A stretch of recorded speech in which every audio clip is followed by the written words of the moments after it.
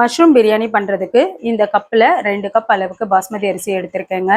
ஒரு 20 நிமிஷம் வந்து ஊற வச்சுக்கலாம். அரிசி நல்லா ஊறட்டுங்க. அடிகனமான பாத்திரத்தில் எண்ணெயும் நெய்யும் சேர்த்துட்டு ஹோல் ஸ்பைசஸ் வந்து சேர்த்துக்கலாங்க. இது கூடவே வெங்காயம் 2 பச்சை மிளகாய் சேர்த்துக்கலாம். வெங்காயம் நல்லா இந்த அளவுக்கு வதங்கினதுக்கப்புறம் இஞ்சி பூண்டு பேஸ்ட்டு சேர்த்துக்கலாங்க.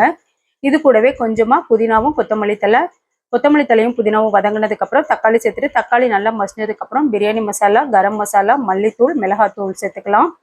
இப்போ நல்லா எண்ணெய் பிரிஞ்சு வந்துடணுங்க. இது கூட நம்ம மஷ்ரூம் வந்து சேர்த்துக்கலாம். நல்லா வதக்கி விட்டுட்டு தயிர் வந்து ஒரு 5 டேபிள் ஸ்பூன் அளவுக்கு சேர்த்துக்கலாங்க. கிரேவிலேருந்து நல்லா எண்ணெய் பிரிஞ்சு வந்ததுக்கப்புறம் தேவையான அளவு தண்ணி சேர்த்துக்கலாங்க. 3 கப் அளவுக்கு தண்ணி சேர்த்துட்டு தண்ணி நல்லா கொதிச்சதுக்கப்புறம் அரிசி சேர்த்துக்கலாம். மூடி போட்டு வச்சிடலாங்க. ஒரு 5 நிமிஷத்துக்கு அப்புறம் ஓப்பன் பண்ணி பார்க்கலாம். இன்னுமே நம்மளுக்கு தண்ணி கொஞ்சம் இஞ்சனுங்க. திரும்ப ஒரு 4 நிமிஷம் மூடி போட்டு வச்சிடலாம். இப்போ கரண்டியில் சைடில் பார்க்கும்போது இந்த அளவுக்கு தண்ணி இஞ்சினதுக்கப்புறம் நம்ம தம் போட்டுடலாங்க. தோசைக்கல்ல ஒரு 10 நிமிஷம் மீடியம் ஃப்ளேமில் வச்சு எடுத்துட்டோம்னா மஷ்ரூம் பிரியாணி ரெடி. அளவுகள் எல்லாமே கமெண்ட்ல பின் பண்ணுறேங்க.